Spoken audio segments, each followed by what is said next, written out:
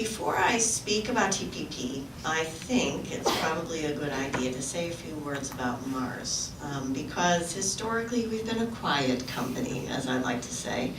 We are a family-owned business. We're about 100 years old. Our corporate headquarters is in McLean, Virginia. And I think people best know us for our brands. Things like M&M's and Snickers are well loved by many people. But in addition, we also have a large pet care business. So we make pedigree pet food, which some of you, including some of our panelists, I think didn't know about us. We also own Wrigley, so we produce gum and sugar confectionery, and we have a food and drinks business as well. So, big global food company, more than $33 billion in sales annually. We have about 75,000 associates across the globe. We're located in more than 70 countries, and we've got manufacturing facilities all over the world, including many in the United States. So what does this mean? It means that we have a very intricate, expansive cross-border supply chain. So for us, an agreement like the TPP and other FTAs across the world are incredibly important to optimizing our supply chain because they enable us to squeeze costs out of a cross-border movement of both materials as well as finished product. The TPP is a seminal agreement. We see it that way, I think, in part because that chart that Darcy showed us with all of the lines across the world showing all of the trade agreements and alliances that are being negotiated even as we speak is something that I'm very familiar with. I spend a lot of time at Mars talking to our business leaders about all of that negotiating activity. And it's always disappointing for me when I look at a picture like that to see that not many of those lines end at the United States of America.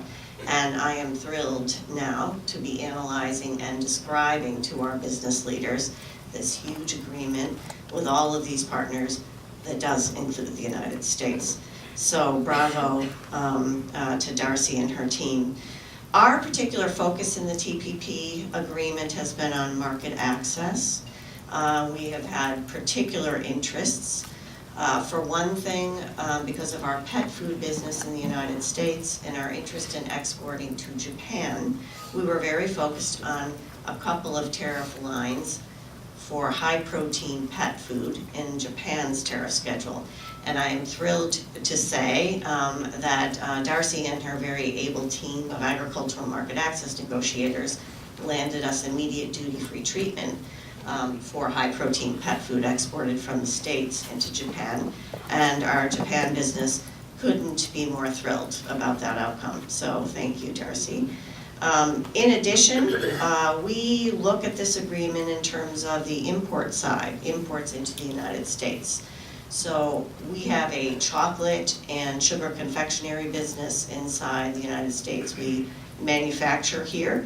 We use things like sugar and dairy ingredients like AMF, anhydrous milk fat. So for us, the new duty-free access under the TPP that is provided for these critical ingredients is also very significant.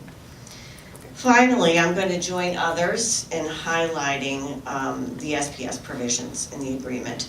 I remember very well from my days at USTR the sacredness of the tight SPS chapter that did nothing but restate commitment to implementation of the WTO obligations on sanitary and phytosanitary measures.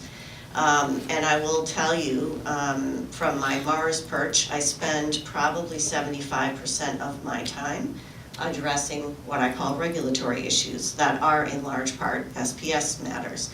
So to have these SPS provisions that provide for notice and transparency, as well as that consultative mechanism aimed at addressing early and in an expeditious way regulatory issues on things like food safety that come up is tremendously valuable to us. And that is a breakthrough that we like very much.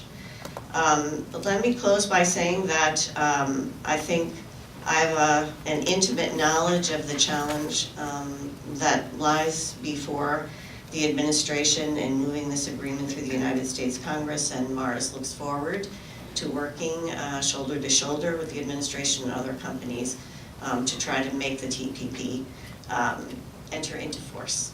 Thank you.